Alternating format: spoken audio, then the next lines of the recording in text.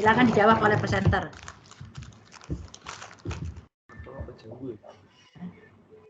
Jambu ya boleh, cucu jambu. Nah, gitu kan. Yang kreatif dikit.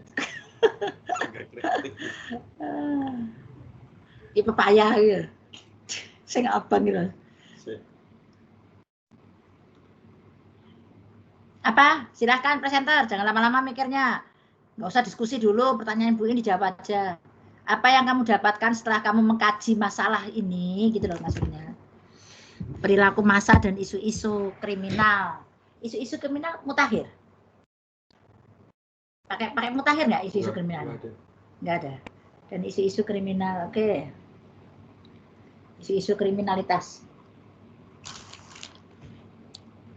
Apa Mas? Presenter kok sebentar jawab iki apa udah turu apa piye to?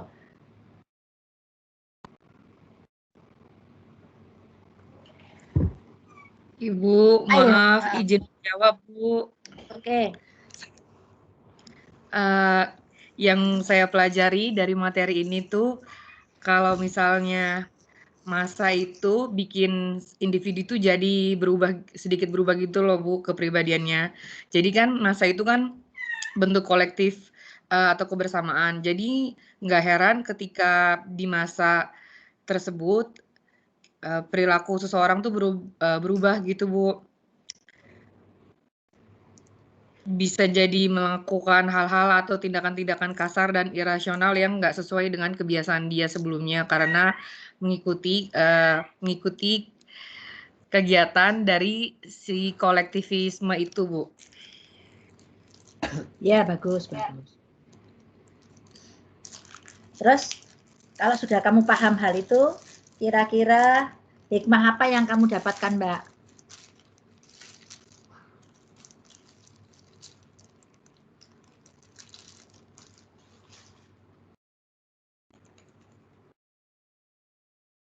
Hikmah apa yang kamu hikmahnya dapatkan? Saya hikmah pilih-pilih kerumunan, Bu.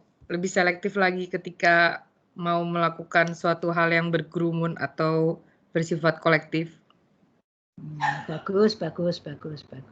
Apakah sudah kamu lakukan dalam sepak terjangmu sampai seusia sekarang? Alhamdulillah, Bu. Iya.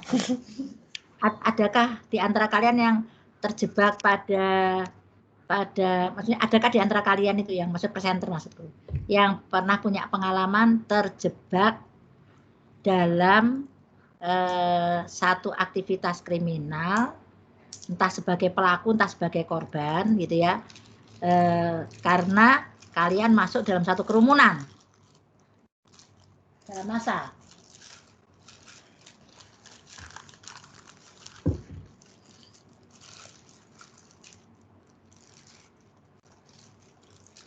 Adakah?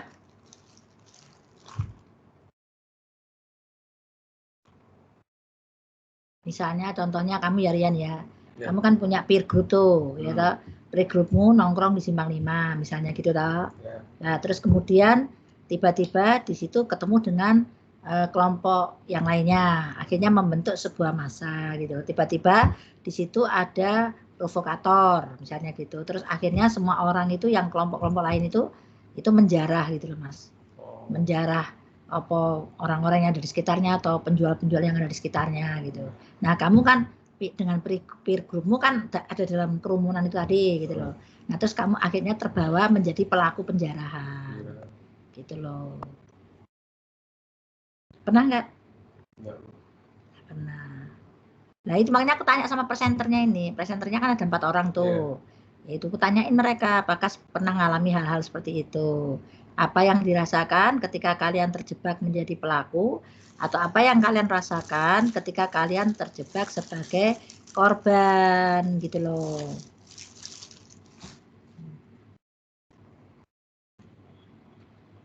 Misalnya demo-demo mahasiswa gitu kan maksudnya Mas. Lah demo-demo mahasiswa itu kan tadinya memang niatnya ya biasalah gitu memprotes gitu loh. Satu kebijakan atau aturan tertentu di mana itu mungkin kalian tidak hanya di kampus gitu, tidak hanya demonya ke Pak Rektor tapi demonya ke kantor gubernuran misalnya. Jadi ke bawah itu Mas. Di bawah sana. Lah terus akhirnya kan ketemu dengan kelompok massa yang lain kan, maksudnya gitu loh.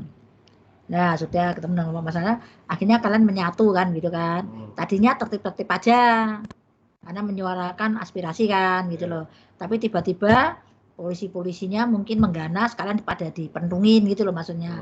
Di kepalanya misalnya gitu lah. Terus akhirnya kalian itu juga menjadi korban gitu. Jadi korban dari kriminalitas yang dilakukan oleh para polisi-polisi dalam mengusir itu tadi, mengusir massa gitu loh maksudnya. Ayo, ada apa enggak? Ini jangan diem-diem aja loh. Mungkin waktu SMA, Ibu.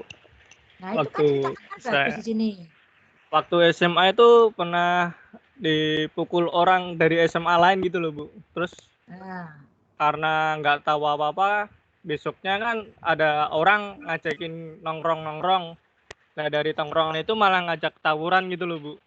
Yang tadinya nggak tahu apa-apa, saya sendiri tiba-tiba ya yang pertama jadi korban, yang kedua jadi pelaku.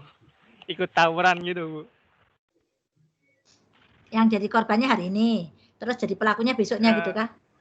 Iya. Apa yang kamu rasakan ketika kamu berpindah jadi korban ke pelaku? Yang waktu jadi korban ya pertama bingung, Bu, karena nggak tahu apa-apa, nggak ada masalah apa-apa, tiba-tiba dipukulin gitu, Bu. Kamu nggak terima? Dendam? Ya, marah? yang pertamanya nggak masalah karena dipukulin ya, karena provokator teman, terus ditanyain kenapa kamu dipukulin, terus orang siapa, orang mana, terus didoktrin sama teman-temannya tuh tiba-tiba asik dulu, Bu. Setelah tahu aku jadi korban, terus diajak, awalnya ya takut ikut tawuran gitu, Bu, ikut ya mukulin orang sampai gemeteran gitu, Bu. Terus lama-kelamaan setelah 2-3 kali ikut berantem tawuran gitu, lama-lama asik aja gitu, Bu, santai gitu. Nggak, rasa takut tuh mulai hilang gitu loh, Bu. Nah, itu yang ingin ku tahu ya. Malah seru gitu loh, Bu. Cuman setelah kuliah ini dipikir-pikir capek, berantem buat apa, gak ada manfaatnya. Ya, betul. Ya, jadi artinya kan ketika akal sehatmu mulai bekerja di dunia mahasiswa, kamu mulai merasakan bahwa itu nggak ada gunanya ya. Dunia SMA dengan segala hiruk pikuknya ya maksudnya ya. Iya, Ibu.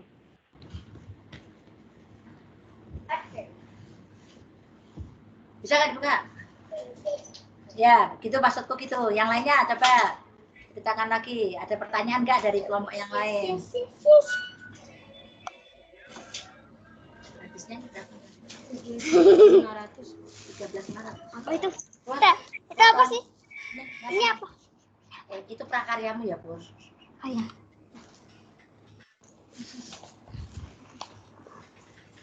Ya, jangan kamu ya.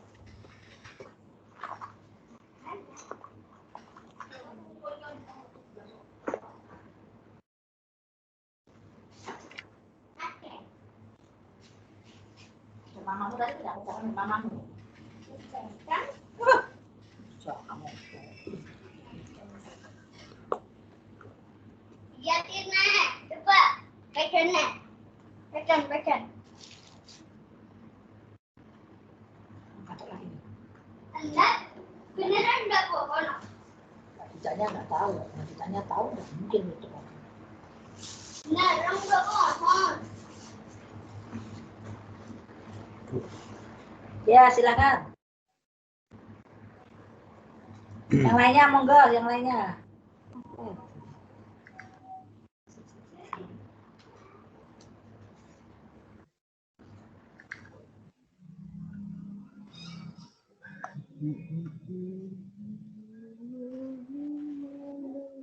Itu ya, Mbak ya? Iya.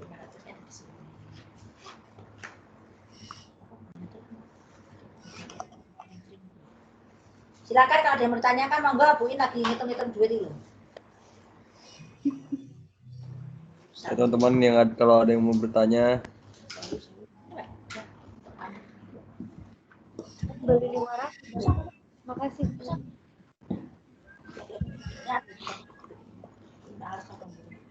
Ini kayak urusan foto-foto. Sapi. Ya, gawe itu otomatis.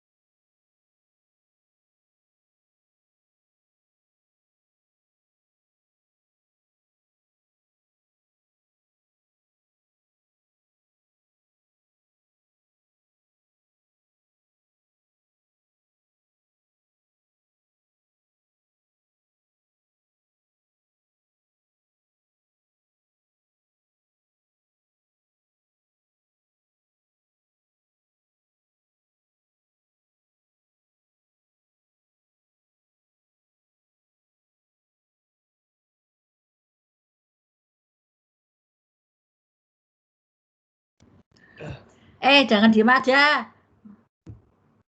Ayo, siapa yang mau bertanya? Ini tadi Bu Ina ada distrak di sini nih. Banyak distraknya nih. Ayo.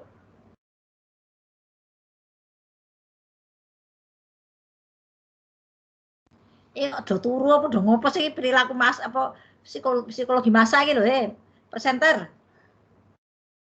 Presenter ki ngomong apa terus jadi nang di HP-mu ngomong-ngomong tadi. Enggak, Bu. Beda grup. Presenter. Kirimin kemana? Ke Google ini, kirim ke sini, kirim ke sini. Furqan Mandiri. Di tangan dulu sana.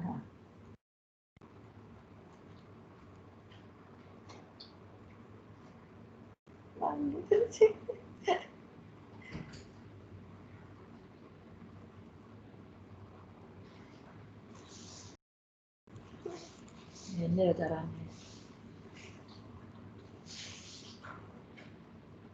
Furqan Mandiri. Kok diem aja?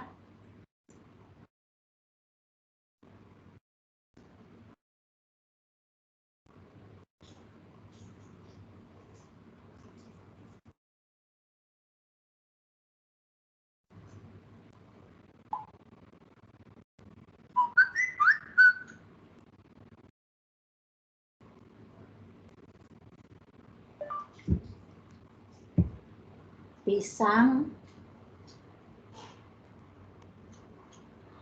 semangka, mangga, jambu.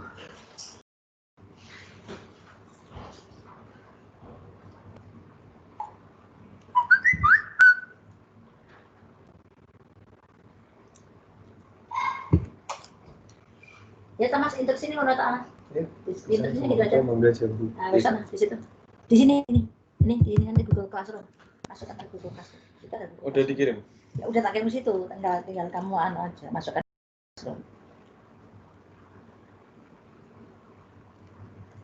Kamu sudah tak suruh itu, sudah like, punyanya kita. Udah, oh, YouTube tuh. Iya. Singgawi Angki.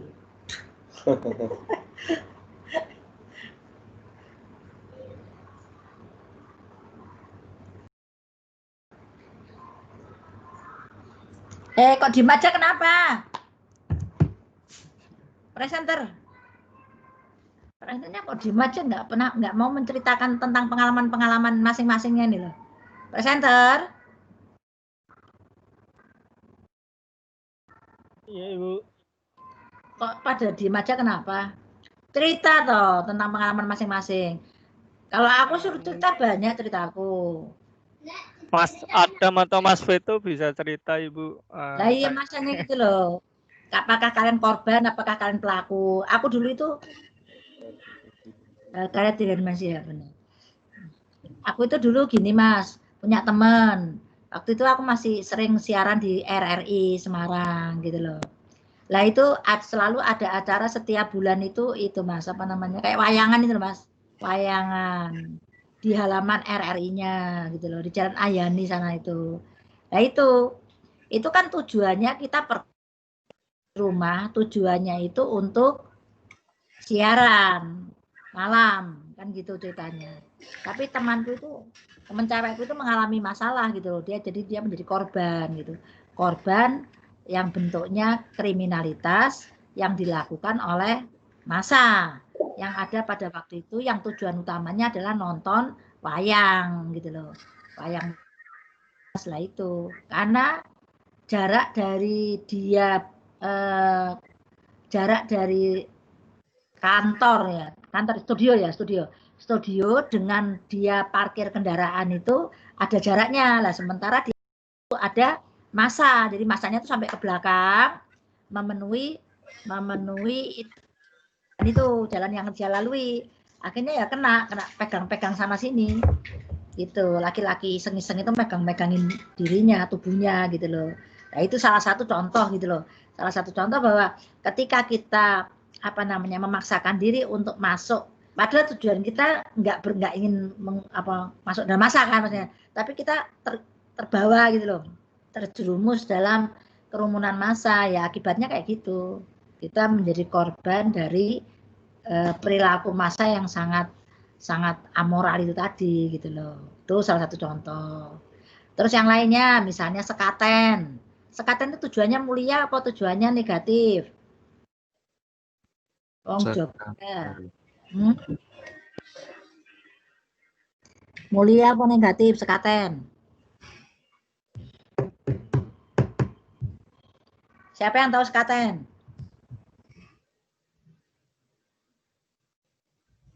Siapa yang tahu? Nggak ada yang tahu. Rangkaian kegiatan tahunan Bu untuk umat Islam sebagai memperingati kelahiran Nabi Muhammad SAW. Ya, di mana itu kejadiannya?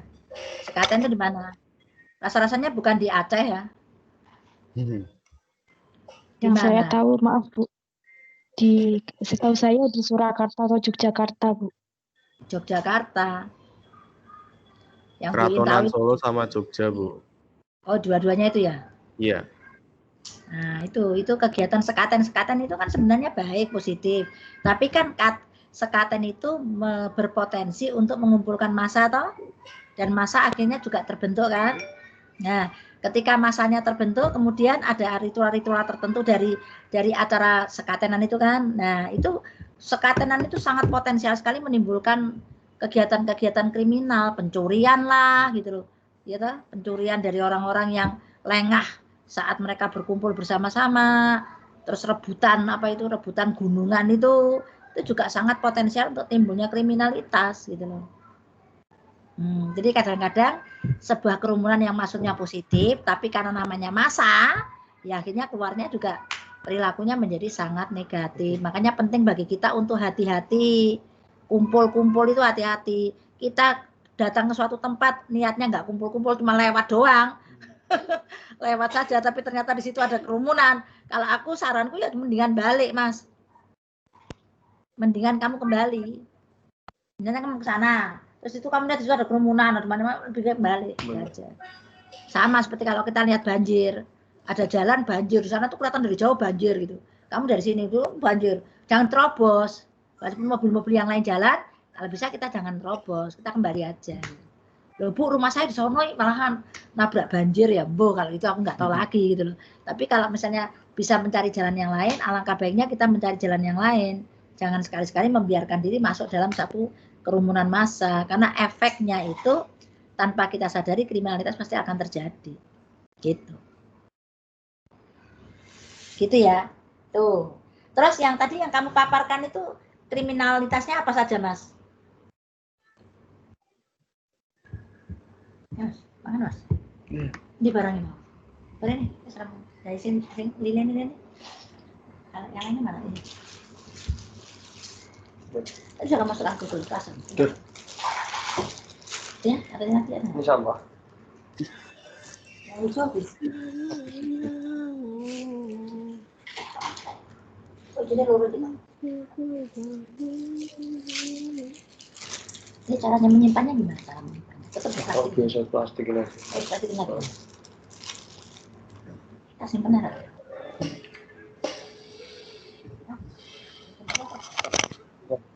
Simpan aja. Ini sudah aman, sudah aman. Udah upload. Pasti nggak ada acara yang lain. Nggak. Langsung buat lagi kan?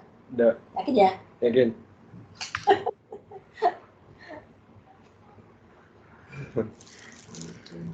Semongkol.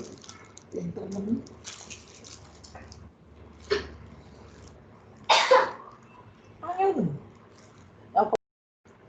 Iya. Pembaurannya lumayan.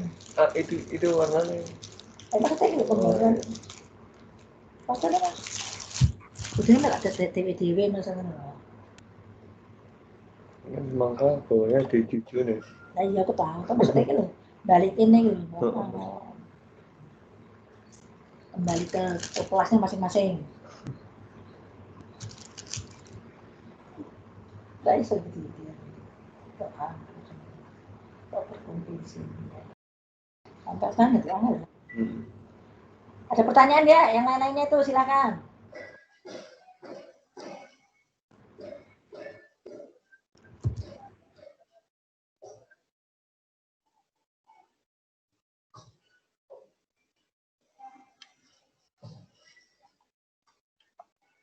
Tadi apa saja sih masa isu 16 yang dia bahas tadi? Di PPT-nya ada, Bu. Tadi apa aja sih yang kamu bahas sih? Diam semua itu.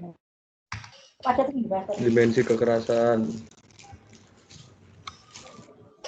Dimensi kekerasan maksudnya di apa sih yang prosesnya? Proses terjadinya kriminalitasnya pakai teori. Teori ini siapa? Coba dari presenter.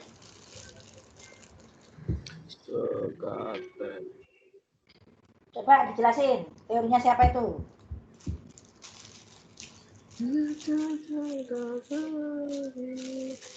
Ini satunya. Nggak tahu nih. Hah? Presenter Gak jawab nyanyi siapa kuwi? Iya, Bu. Sebentar, Bu. Dimensi kekerasan dari teorinya Galtung dalam Suwarno Siani dan Khairul Syah 2012. Ada 6 dimensi. Ya, tekanannya dia di mana? Yang pertama itu kekerasan fisik dan psikologis, Bu. Yang kedua, pengaruh positif dan negatif. Yang ketiga, ada tidaknya objek. Yang keempat, ada tidaknya subjek. Yang kelima, sengaja atau tidak. Disengaja atau tidak. Yang keenam, yang tampak dan tersembunyi. Ini Mas, faktor-faktor. Iya. Faktor-faktor yang dapat menimbulkan kriminalitas di dalam massa. Ini apa yang kamu sebutkan barusan ini? Teori tentang menjelaskan apa? Penyebab terjadinya apa? Lebih kemana? Lebih ke lahirnya kekerasan ya, Bu. Jadi kekerasan itu dapat berupa kekerasan fisik dan psikologis. Oh, lahirnya sebuah kekerasan. Tapi untuk lahirnya sebuah kekerasan menurutmu dipengaruhi oleh beberapa faktor gitu maksudnya gitu? Iya, Ibu. Salah satunya bentuknya. Bentuknya kekerasan fisik dan psikologis. Psikologis, itu maksudmu gitu? Iya, Ibu. Kalau massa, kalau massa cenderungnya melahirkan kekerasan mana mayoritas? Dominannya kekerasan apa? Kekerasan fisik apa psikologis kalau massa? Kalau massa lebih ke fisik, Ibu. Karena ada pengaruh. Karena ada yang dirugikan itu. Betul. 100. Artinya betul. Ya, terus kemudian yang kedua tadi apa? Pengaruh positif dan negatif. Pengaruh positif dan negatif itu larinya kemana? Targetnya kemana? Dari pengaruhnya ke reward oriented yang sebenarnya terdapat pengendalian tidak bebas, kurang terbuka, dan cenderung manipulatif. Jadi pengaruh tersebut bisa menjadi positif atau negatif. Jadi pengarahannya massa itu bisa bergerak ke positif atau negatif. Massa itu bisa bergerak ke positif atau negatif tergantung yang mengarahkan. Maksudmu gitu kan? Iya, ada pengaruhnya. Baiklah, kalau gitu sekarang kamu tak minta untuk memprediksi ya Mas ya. Tentang ini Mas, apa namanya? Tentang Prancis. Kemungkinan Prancis menghadapi perilaku massa umat Islam dunia. Silakan. Boleh dianalisis pakai teorinya siapa saja, monggo.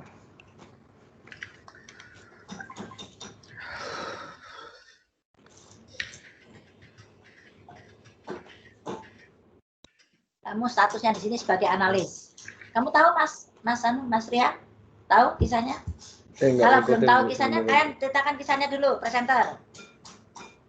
Kisahnya saya kurang tahu, Ibu. Yang tahunya tiba-tiba ada kasus Presiden Prancis diserang oleh umat Islam gitu. Iya, oke. Belum mendalami kisah ceritanya gitu, Bu. Oke. Sekarang kamu dalami kisah ceritanya. Tanya sama temenmu yang pasti ada yang tahu deh. Aku yakin kalian berempat itu ada yang tahu.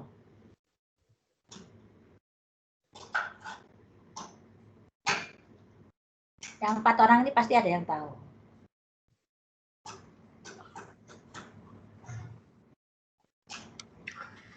Diceritakan dulu kisahnya biar Rian nggak bingung. Rian di sini agak kebingungan dia. Bisa. Kita di sini Mas. Gerakan Indonesia beradab di sini. Ini aku nih, bahasa aku nih. Buka gerakan Indonesia beradab. Silakan cerita.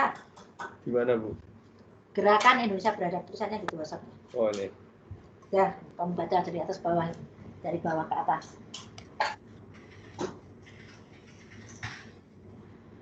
Ayo, bagaimana nih? Cepat. Cerita dulu, nanti kemudian analisisnya supaya teman-teman satu kelas tahu semua.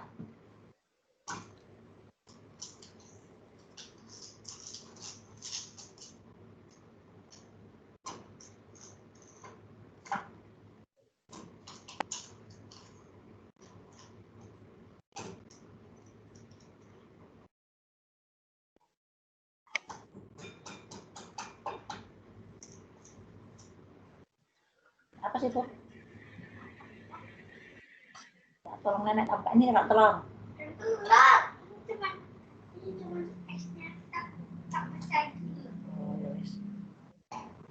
Ayo, siapa yang mau nyoba nih, jelasin.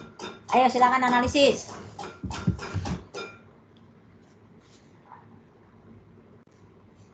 Perancis itu letaknya di mana? Eropa. Iya. Perancis itu termasuk negara maju atau negara berkembang? Maju. Maju. Yang apa namanya, produk-produk kebanggaannya apa? Produk-produk kebanggaan Perancis apa? Parfum juga kan? Parfum ya. Parfum. Negara yang sangat Maju. Maju dalam aksesorisnya ya. Baju ya dan lain-lain. Ngapa tuh, Bur? Fashion show, fashion. Perancis terkenal dengan fashionnya. Kota modenya ya. Aksesoris, tas wanita misalnya kan Mas. Nah, itu ya terkenal ya di situ ya. Makanan, coklat, Cadbury. Makanan lebih ke Bu, kalau dari Prancis tuh lebih ke minumannya, Bu. Oh, minumannya apa, Ya, Mas? kayak Aqua, Danone, kayak itu Bu. Oh, Aqua Danone itu miliknya Prancis? Iya. Oke, baiklah. Nah, sekarang kamu tahu, Mas, kenapa ini sekarang Prancis merasakan apa gitu, maksudnya terancam masalah apanya ini oleh perilaku massa dunia?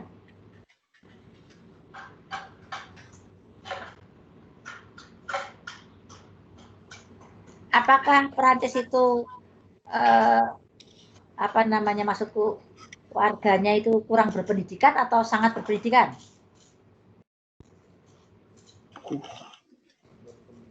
Sangat berpendidikan toh? Sangat berpengetahuan toh, Mas? Iya toh? Iya. Jadi berarti kan dia negara maju yang sangat berpendidikan, sangat berpengetahuan, dan diharapkan berwawasan luas, dan diharapkan toleransinya juga tinggi. Toleransi beragamanya harusnya tinggi. Gitu loh. Tapi Perancis itu hari gini ya membiarkan warganya gitu, maksudnya ini warganya. Jadi bukan negaranya mungkin ikut-ikutan ya kali ya. Jadi warganya membiarkan warganya untuk melakukan penghinaan terhadap Nabi Muhammad. Nah, Nabi Muhammad itu kan apa namanya, ikonnya kaum muslim gitu, katakanlah seperti itu. Nah sekarang buat penghinaan, padahal dulu kan pernah terjadi. Dulu beberapa waktu lalu pernah ada terjadi penghinaan melalui karikatur kalau nggak salah itu. Umat Islam sedunia marah gitu. Bahkan dikejar-kejar dan diklaim untuk dibunuh yang pelaku atau pembuat itunya yang dilindungi oleh Perancis itu sendiri. Sekarang diulangi lagi, dan bahkan ada beberapa statement seperti melakukan apa namanya, memang jarak gitu loh. Jarak itu apa ya? Memang sengaja menggoda gitu atau gimana bahasanya. Kurang jelas lah. Nah itu ada motif-motif ke sana gitu. Sekarang dilakukan lagi gitu loh. Sekarang mereka melakukannya lagi, dan presidennya ternyata ikut berpidato, ya toh? Presidennya ikut berpidato dan terlibat gitu loh. Terlibat dalam kayak seperti menghimbau atau menyetujui warganya melakukan penghinaan kepada Muslim, minoritas yang ada di sana, gitu loh. Bukannya Prancis kebanyakan umatnya Muslim ya? Nah, itu masalahnya di situ. Nah, itu masalahnya. Nah, kalau mayoritasnya Muslim, tapi kalau pemerintahnya anti Muslim, kan otomatis. Nah, itu tadi, gitu loh. Nah, ini masalahnya itu di sini masalahnya. Jadi, nah ini sekarang telah terjadi perilaku massa yang sudah dipelopori oleh beberapa negara yang memboikot produk-produk Prancis, gitu loh. Sejumlah produk Prancis sudah diboikot bahkan bukan oleh individu, tapi oleh negaranya. Jadi negaranya yang mengatakan pada warganya itu, dan juga ada langkah konkret seperti menutup perusahaan produk-produk Prancis, gitu loh. Nah, Indonesia itu sampai hari ini memang hanya bersifat anjuran, gitu loh, tapi belum mengutuk, tetapi belum sampai kepada memboikot yang sifatnya kenegaraan. Jadi masih bersifat individual. Jadi yang merasa peduli dengan situasi ini akan melakukan pemboikotan terhadap produk-produk Prancis. Itu ceritanya, Mas. Tahu nggak itu kalian? Aduh. Tahu nggak? Cuman sebatas itu aja sih, Bu.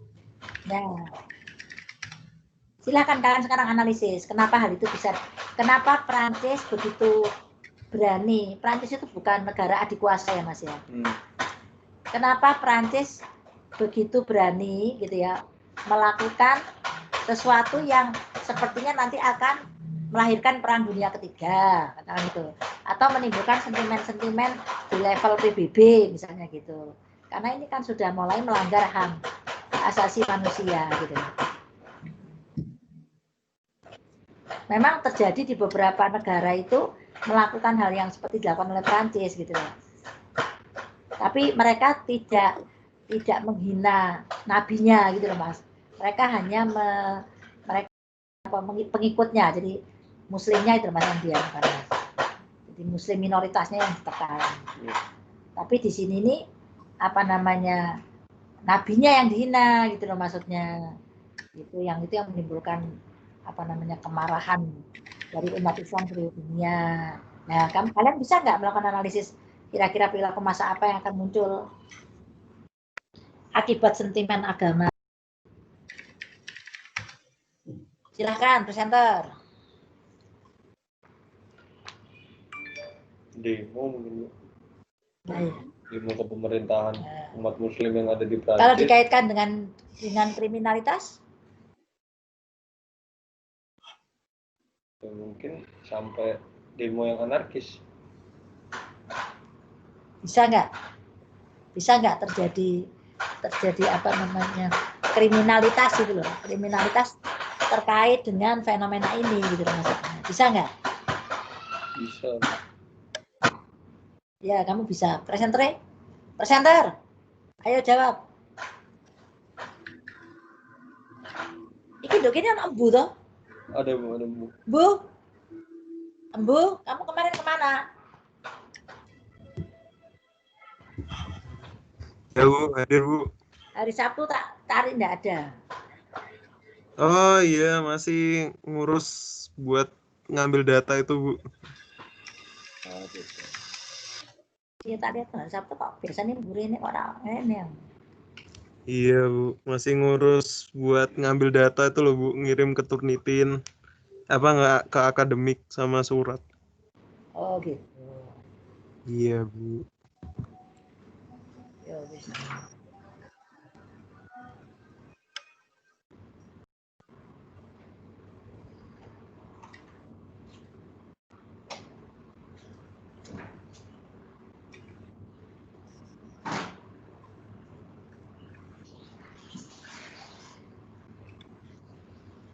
Ya, kalau Embu tertarik untuk berpendapat di sore hari ini silahkan loh.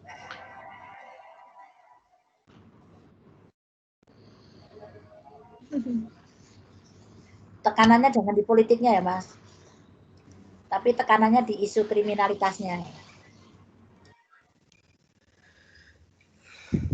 Mungkin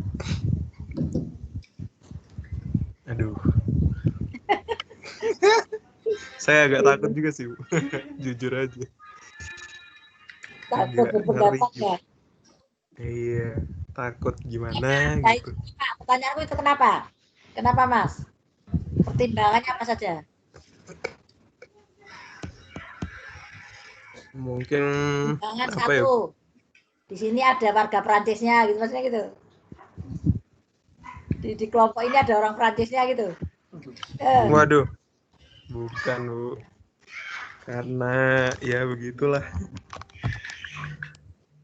Duh, Mungkin kalau harusnya kalau kamu itu lebih objektif itu maksudku gini loh. Kita boleh saja beda agama gitu loh maksudnya Embu. Tapi satu hal yang tidak boleh kita lakukan adalah menghina agama lain kan. Oh iya, betul. Tidak boleh menghina apa yang dimuliakan oleh agama lain maksudnya gitu loh. Oh iya, betul. Nggak boleh menghina Tuhan yang dituhankan oleh agama lain kan gitu maksudnya. Tidak boleh menghina nabi yang dinabikan oleh agama lain kan gitu toh. Itu kan sudah landasan HAM-nya kan di situ. Kenapa kamu takut bicara gitu loh? Karena itu memang satu hal yang tidak boleh dilakukan gitu loh. Apalagi dalam sebuah negara yang toleransi beragamanya tinggi. Itu tidak boleh terjadi gitu loh maksudnya.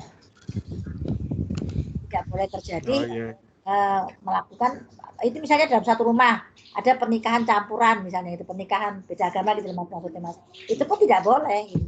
Di level keluarga pun aja tidak boleh saling menghina agama pasangannya karena kebetulan mereka menikah beda agama gitu ya, nggak boleh. Justru kalau bicara toleransi ya ketika agama yang satu sedang menjalankan ritual ibadahnya misalnya seperti maulid nabi kayak gini ya yang satunya karena dia harus menghargai aja gitu loh. Kalau bahasanya orang yang beda agama menikah itu kalau hari raya Idul Fitri ya merayakan, kalau hari Natal ya merayakan kan gitu kan maksudnya kan. Itu loh Mas Embu. Gitu. Jadi kalau aku bilang ya memang ada unsur kesengajaan untuk mencari goro-goro gitu loh maksudnya. Sebenarnya gara-gara Prancisnya ya Prancisnya itu memang sedang ingin membuat gara-gara melalui warganya ya atau yang dilindungi oleh pemerintahnya atau pemerintahnya sendiri juga menginginkan hal itu gitu loh. Atau seluruh elemen masyarakat yang ada di Prancis menginginkan hal itu gitu loh. Ya. Bu Iin. Ya silakan Mbak. Boleh berpendapat nggak Bu? Boleh. Memang harus berpendapat. Terkait isu ini.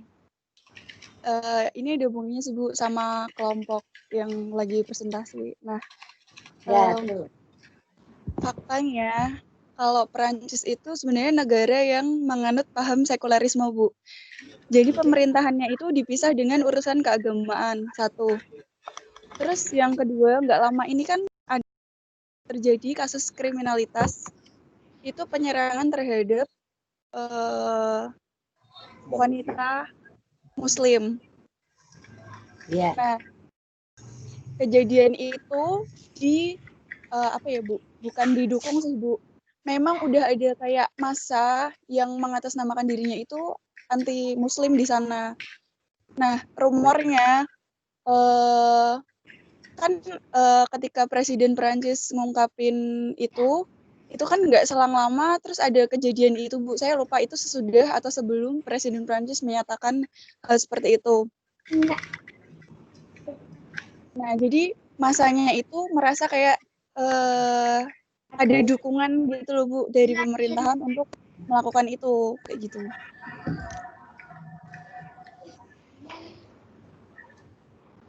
Ya, terus? Jadi menurutmu ini terjadinya goro-goro ini gara-gara pidato Presiden Prancisnya ya?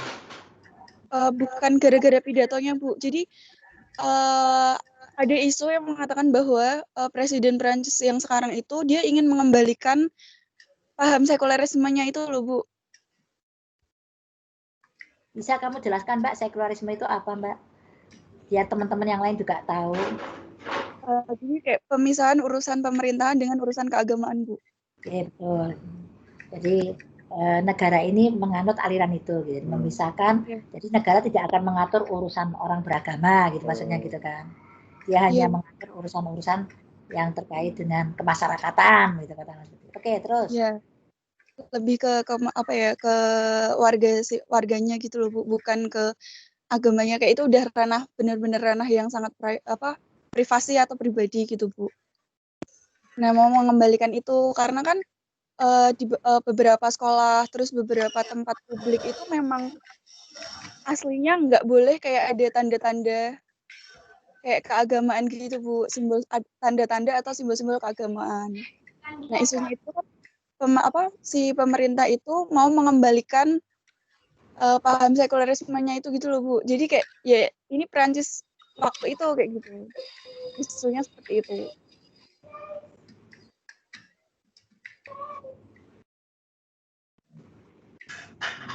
Terus apa namanya masyarakatnya gimana? Masyarakatnya mendukung pendapat dari presidennya atau gimana? Kalau menurut sumber yang saya baca sih di internet ya Bu, itu sekarang tuh mereka lebih kayak toleransinya cukup tinggi sih Bu, nggak yang ada yang anti yang kontra banget, nggak setuju dan mendukung itu tuh ada. Cuman sekarang tuh kebanyakan malah apa ya, nggak kebanyakan sih Bu, kayak 50% gitu loh Bu, 50-50 antara yang pro sama kontra gitu.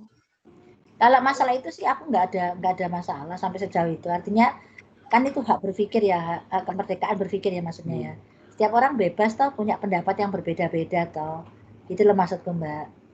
Setiap orang berhak untuk punya pendapat yang berbeda-beda. Tapi kalau kemudian pendapat dia yang berbeda itu masuk ke level action dan actionnya itu melanggar HAM-nya orang lain, nah itu loh maksudku Mbak. Itu baru betul-betul menjadi suatu masalah kemanusiaan gitu loh maksudnya. Ada orang enak-enak jalan-jalan pakai kerudung misalnya itu ditendang. Ada orang enak-enak pakai kerudung disuruh buka kerudungnya dipaksa sama polisi. Polisi malah. Oknum polisinya ini si Rian barusan lihat ini gambar-gambarnya itu dari iya, HP. Bener Kak, kalau itu benar. Ya itu maksudnya itu kan berarti kan mereka menerjemahkan maksud dari presidennya itu ya agak-agak aku bingung itu sebenarnya paham nggak sih gitu loh maksudnya. Maksud dari presiden gitu loh. Maksudnya yang dimasukkan dengan sekuler ya. Yang dimasukkan dengan sekuler itu mereka paham nggak sih gitu loh maksudnya. Sekuler itu artinya membebaskan warganya untuk mau beragama silakan, nggak beragama silakan gitu loh Mbak. Betul. Kalau Indonesia kan enggak gitu loh. Kalau Indonesia kan mengatur bahwa semua orang harus beragama. Yang mengaku warga negara Indonesia. Kalau di sana itu bebas. Yang mau beragama silakan, yang nggak mau beragama silakan, yang mau makan berdoa dulu silakan, yang mau makan berdoa dulu silakan, gitu. Yang mau ngantor dengan penampilan sembarangan silakan, yang mau mengantor dengan pakaian muslimnya ya silakan gitu loh. Kalau sekuler itu lebih ke sana, tapi nggak diatur, memang nggak diatur, nggak dipaksa. Kalau sepemahamanku tentang sekuler itu seperti itu gitu loh Mbak. Itu tapi di sini kan terus oknum-oknumnya itu jadi seperti anti gitu loh, seperti jadi aktivitasnya itu lebih ke anti muslim kalau aku bilang gitu. Maksudnya tinggal laku mereka maksudnya ke anti muslim. Nah sekarang apakah dengan kita sekularisme itu menghalalkan atau apakah sekularisme itu sama dengan mengizinkan warganya untuk bebas menghina agama orang lain atau Tuhan orang lain gitu apa gitu maksudnya? Apakah sekuler itu sama dengan itu? Mengizinkan. Hah? Karena kan itu udah beda apa namanya? Ya apa nanti ngajar jangan gawat. Udah sini aja ya Allah. Ya Mbak? Nggak mengizinkan sih Bu sebenarnya karena kan itu memang boleh nah itu kan makanya agak aneh bagi Bu Iin itu mereka itu negara maju gitu loh, negara maju pendidikannya luas, akses internetnya juga banyak misalnya gitu loh, bukan negara yang tertutup yang warganya itu dibuat kayak dalam tempurung itu loh. Mereka kan dibuat pada punya wawasan yang luas kemana-mana gitu loh maksudnya, paham apa-apa kok tidak sekedar memahami bahwa jangan mengganggu gitu loh. Jangan mengganggu apa jenis kesenangan orang lain dalam menjalankan ibadahnya gitu loh, misalnya gitu loh. Kok mereka tidak senang hatinya gitu loh, kan ini kan masalahnya kan jadi dulu kayak orang lain beribadah kayak nggak seneng, itu bukan sekularisme loh Mbak. Sekularisme itu bukan kayak gitu. Bukan kalau orang lain menjalankan ibadah agama terus kita nggak seneng, itu bukan gitu gitu loh. Kita nggak punya agama, terus orang lain menjalankan agamanya, terus kita benci, nggak boleh. Sekuler itu bukan gitu, tapi cuek gitu loh Mbak, cuek, ngerti tidak cuek? Dibiarkan. Kayak sholat sih ora apa-apa, aku rak sholat tak masalah gitu loh. Kayak gitu loh Mbak sebenarnya. Jadi aneh gitu loh. Aku bilang Nabi Muhammad itu nggak pernah ganggu orang Perancis gitu loh maksudnya Mbak. Dan zamannya sudah beda ya Mas ya. Nabi Muhammad itu zamannya zaman 14 abad yang lalu. Perancis kan hari ini yang paling ribut-ribut itu kan gitu loh, maksudnya. Kan nggak pernah ganggu orang Perancis gitu loh maksudnya. Lah kok orang Perancis kok kok iseng banget gitu loh, usil banget gitu loh, menghina apa namanya nabinya umat muslim gitu loh, maksudnya gitu loh. Itu yang aku herannya di situ. Kayak mereka itu kayak orang bodoh gitu loh, tapi sebenarnya mereka sepertinya negaranya nggak bodoh gitu loh. Berarti ini ada unsur kesengajaan kalau permainan analisisnya Bu Iin gitu loh. Ada unsur kesengajaan membangunkan macan tidur istilahnya gitu Mbak. Misalnya Rian ini aslinya ganas Mbak ya toh. Terus kalau biasanya sama Bu Iin ketemu sama Bu Iin biasa-biasa aja, Bu Iin nggak ganggu dia. Tapi kalau suatu hari Bu Iin ganggu kan bisa keluar Mbak macannya Mbak yang sedang tidur itu. Iya apa enggak? Ya seperti itu maksudnya. Kalau aku melihat Perancis itu melakukan hal seperti itulah. Pertanyaan itu kenapa? Gitu. Apa gak ada pekerjaan lain gitu loh Perancis itu loh. Kok iseng banget gitu loh maksudnya gitu loh. Gitu loh, pertanyaanku di situ, kok iseng banget melakukan hal itu gitu loh. Apa nggak ada kerjaan toh gitu loh. Apa kurang kerjaan gitu loh. Kalau aku nangkepnya ke situ gitu loh. Ini kita bicara di level penyebab dulu ya, penyebab ya. Penyebab. Nah, mungkin barangkali di sini Bu In melihat ada agenda setting yang lain, Mbak. Gitu loh, Mbak. Artinya ke agenda setting lagi. Jangan-jangan ini adalah bagian dari sebuah agenda setting di tengah-tengah corona. Gitu. Nah, agenda settingnya seperti apa ya? Silahkan dilacak sendiri, dipikir sendiri gitu loh. Yang jelas gini loh Mbak, kalau kamu ketemu dengan seseorang yang sangat sibuk, gitu, orangnya itu sangat sibuk sekali, tapi masih sempat-sempatnya mengganggu kamu, nah itu berarti kamu boleh bertanya Mbak, agenda setting apa ya? Nah, gitu loh, mudah nggak Mas? Mudah nggak Mas Rian? Ya, kalau ngomong gitu kamu mudah nggak? Jadi ada orang yang sangat sibuk, orang itu sangat sibuk, tapi kok dia ada hari di mana dia tuh sangat ingin sekali mengganggu kamu, ganggu terus itu, continue nggak? Itu kamu kalau di sini ini kamu jangan melihat actionnya dia hari ini, tapi yang harus kamu lihat adalah agenda setting apa gitu loh. Pasti itu ada agenda settingnya. Orang sangat sibuk tapi masih punya waktu buat mengganggu orang lain. Nah, itu pasti ada niat yang lain gitu loh, ada maksud, ada kesengajaan gitu loh. Tapi kalau kamu lihat misalnya Rian ini nganggur gitu, terus dia ganggu Bu In terus, ganggu Bu In terus. Nah itu Bu In bisa mengatakan ini belum tentu ada agenda settingnya Mas. Karena apa? Karena kamu nganggur. Karena kamu nganggur gak ada pekerjaan, kamu sebagai netizen gak ada kerjaan, terus kamu menggangguin aku yang sedang punya pekerjaan. Nah itu wajar. Itu belum tentu ada agenda setting. Bisa jadi memang gak ada agenda setting apa-apa, kecuali hanya kamu mengisi waktu luang yang nganggur itu dengan cara menjadi netizen gitu loh maksudnya ngono. Tapi kalau kamu orang sibuk, kamu menjadi netizen yang usil banget, bahasin orang lain, berarti ada something, ada agenda setting yang sebenarnya ingin kamu keluarkan di sini gitu, ingin kamu goalkan gitu loh maksudnya. Gitu loh Mbak, caranya analisis Mbak. Paham enggak? Ya Bu, paham. Enggak, tadi itu saya cuman berpendapat mungkin kalau Prancis itu emang soalnya kan kalau dilihat di berita di internet itu, ya itu Bu, bahas-bahas soal sekulernya itu. Ada kemungkinan nggak sih Bu, kalau misalnya memang mereka itu mau mengembalikan itu, kayak gitu, sekulerismenya itu Bu? Kadang-kadang itu apa namanya, apa Mas ya? Apa yang ngarani Mas? topik, tema, judul, kemasan. Nah, kemasan Mas Rian. Kadang-kadang Mbak, isinya busuk, kemasannya koyok-koyok api kan Mbak, ngerti Mbak? Kamu jangan suka terkecoh. Jangan dengan sebuah kemasan yang indah, tapi isinya busuk gitu Mbak. Ngerti? Paham enggak? Paham, Nah, itu dia. Itu yang harus kamu pahami. Maka kamu harus pandai-pandai untuk melihat dari satu konsep rasional yang lain. Konsep rasional yang lain. Seperti yang pasti contoh sederhana tadi loh. Kalau kamu nganggur, kamu gangguin buin setiap hari, itu wajar. Pasti nggak ada agenda setting. Tapi ini kamu sibuk, kamu gangguin buin, nah ini berarti ada agenda setting. Gampangannya ngono loh Mbak, simple saja. Tapi kemasannya bisa saja mereka pakai kemasan mengembalikan ke sekularisme lah, mengembalikan ini lah, gitu loh maksudnya Mbak. Kembali ke kita gitu bisa. Judulnya itu bisa macam-macam, bisa indah-indah. Seperti ini aja lah, omnibus ya, omnibus law. Itu juga sama kan. Jadi apa namanya, kemasannya indah ya Mas ya. Kemasannya indah ya. Isinya boh. Yeah. Seperti itu loh Mbak. Silakan kamu bisa lihat itu si Rian udah lihat itu. Udah lihat banyak itu. Informasi-informasi.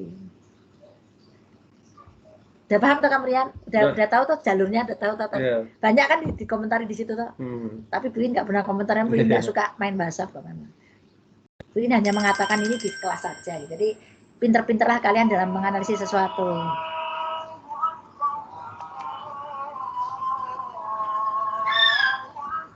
Nah, sekarang pertanyaannya adalah, kalau ini sebuah agenda setting, maka targetnya apa? Siapa Mas? Saiful. Saiful ada di sini lah. Enggak. Saiful ada di psikologi masa? Enggak ada. Ini ngomong apa deh? Waktu saya baru ada kabar lagi Bu, kemarin saya semua positif corona soalnya Bu. Oh, positif corona.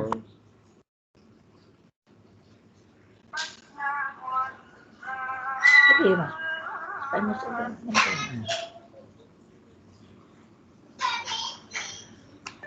Waalaikumsalam. Sekarang posisimu di mana, Mas Saiful? Masih kuliah atau sudah skripsi?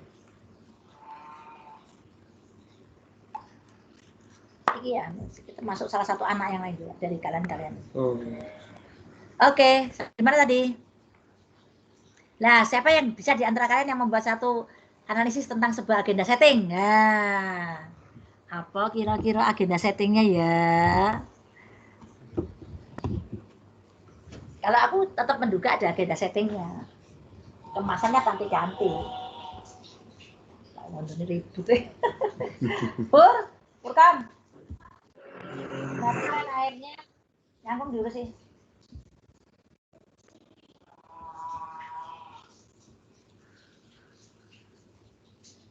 Ada yang bisa membuat analisis?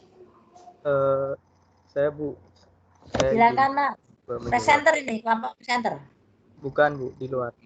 Oh bukan, ini siapa ini? Sahal. Sahal. Oke, Mas Sahal siapa Mas Sahal? Oke Bu, dari beberapa berita dan informasi yang saya dapatkan karena waktu itu saya tertarik. Jadi sebenarnya ada hubungannya sama Islamophobia dan pertumbuhan pemeluk agama Islam di Eropa Bu, dan di Perancis. Jadi ada proyeksi bahwa tahun 2050 itu agama Islam atau Muslim itu menjadi agama terbesar di dunia dengan komposisi 2,9 miliar pemeluk agamanya. Dan sekarang itu udah 2,1 Bu. Jadi ada kemungkinan analisis dari saya itu untuk mengembalikan lagi tadi Islamophobia, ketakutan di Eropa maksudnya gitu. Terus adanya penyebaran Islamophobia lagi Bu. Jadi sengaja makanya, ini merupakan langkah-langkah untuk menekan itu maksudnya. Iya, kalau dari yang saya analisis Bu, dari informasi yang saya dapatkan. Boleh saja. Terlepas dari benar dan salahnya, tidak ada masalah. Dari benar dan salahnya, memang kalian sebagai mahasiswa memang harus belajar analisis.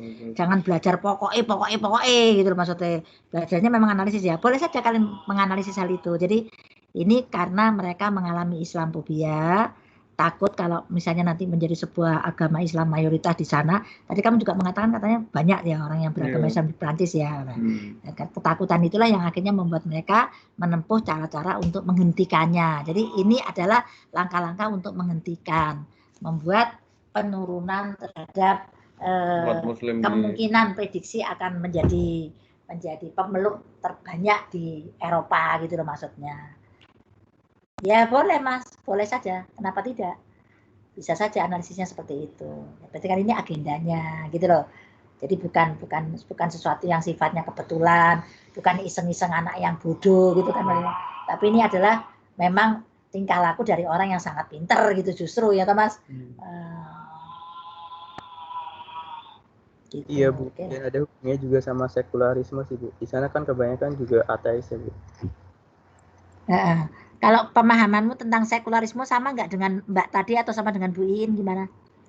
Pemahamanmu tentang sekularisme Mas? Sama dengan Bu Iin Bu. Tapi kalau sama dengan aku ya. Ateis itu dia sama sekali nggak tertarik dengan agama Bu. Mau agama yang lain mau berbuat apa nggak tertarik. Tapi kalau hubungannya ada dengan kan kalau misal ada agama yang menguasai, jadi itu kan jadi pedoman hidup ya Bu di suatu wilayah tersebut. Nah kebanyakan itu mungkin mungkin bertentangan dengan apa yang dia inginkan, makanya dia dia ngomong apa tadi yang terakhir yang putus-putus? Belum dengar. Agama tersebut. Putus-putus ulangin. Yang konsep sekularismemu gitu maksudnya. Dengan apa tadi? Apa ateis ya? Iya, ateis.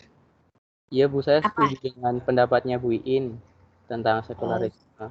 Tapi untuk sekularisme itu kalau yang benar-benar ateis itu dia tidak memperdulikan dengan agama yang lain Bu. Jadi agama yang lain mau melakukan hal apapun juga nggak masalah. Tapi ketika suatu wilayah itu dikuasai agama, maka kan agama tersebut jadi pedoman hidup ya Bu bagi suatu wilayah tersebut. Nah kalau di Islam mungkin banyak pertentangan dengan apa yang diinginkan oleh ateis Bu, atau paham-paham sekuler.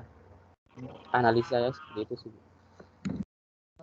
Maksudnya dia ini mungkin ini loh Mas. Maksudnya sekularisme itu pada dasarnya tidak jelek gitu loh. Karena dia memisahkan agama dengan politik. Dengan kehidupan sehari-hari seseorang gitu loh. Cuman kalau sampai menjadi gara-gara banyak terus akhirnya menguasai sistem kepemerintahan dan sebagainya itu, maka si sekuler ini nggak terima gitu loh maksudnya. Sehingga mereka melakukan hal-hal yang seperti ini gitu loh maksudnya gitu loh. Ya masuk akal juga sih memang Sahal. Masuk akal juga, masuk. Bisa. Ya, tapi ini kan sekarang ini apa tipu daya manusia, ini ketemunya sama tipu daya Tuhan loh ya. Kalau aku lihat Mas Sahal. Jadi tipu daya manusia bertemu dengan tipu daya Tuhan. Mungkin manusia merasa dirinya sangat mampu melakukan tipu daya gitu loh untuk meredam sesuatu gitu misalnya. Tapi kalau menurutku sih kalau itu sudah rencana Tuhan gitu ya, memang Tuhan ingin menjadikan seperti itu, ya nggak bisa. Tetap aja akan terjadi hal itu gitu loh. Nah, kalau aku lihatnya seperti itu sih. Jadi ini namanya manusia mencoba untuk menandingi tipu daya Tuhan. Manusia bangga dengan tipu dayanya, tapi Tuhan juga punya tipu daya yang melebihi tipu daya manusia gitu loh. Jadi kemungkinan besar ya tetap kalah gitu loh maksudnya. Kalau sudah takdirnya seperti itu nggak akan bisa. Akan terjadi, tetap terjadi gitu loh maksudnya. Kalau aku membaca itu loh Mas, yang kisah-kisah seputar kebangkitan Dajjal itu loh Mas Sahal. Kamu tahu Dajjal nggak Mas Sahal? Tahu Bu. Tahu ya, tahu Dajjal itu. Kisah-kisah kebangkitan Dajjal, keluarnya Dajjal itu maksudnya itu loh, yang akan menguasai bumi dalam waktu berapa hari ya? 1 bulan ya, 40 hari ya.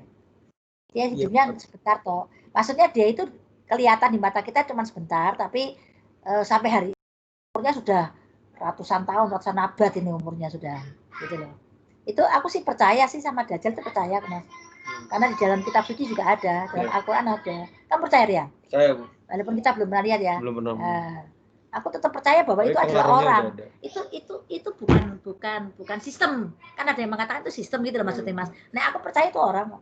Itu orang, benar-benar orang, bukan sistem.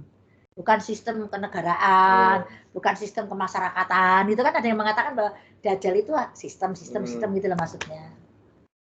Itu. Jadi itu kayak simbolisasi gitu loh Mas. Ada yang mempercayainya seperti itu. Tapi kalau Bu Iin, kok aku lebih percaya ya kalau Dajjal itu memang ada orangnya. Makhluknya ada. Yeah. Namanya memang dia namanya Dajjal.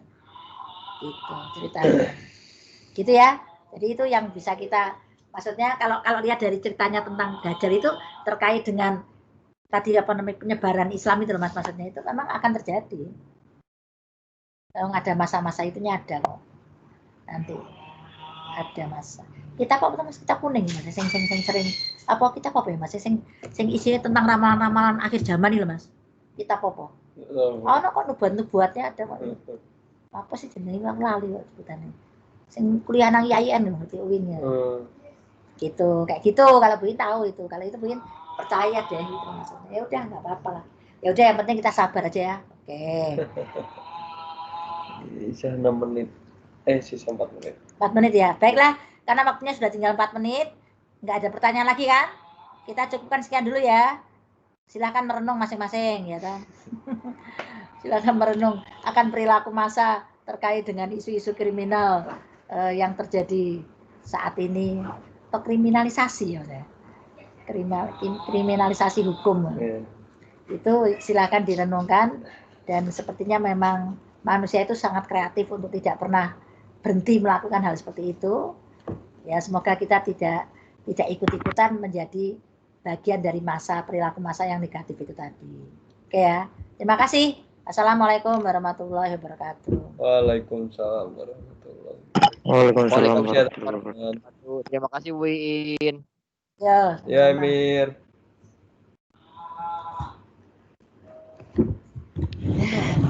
Jalan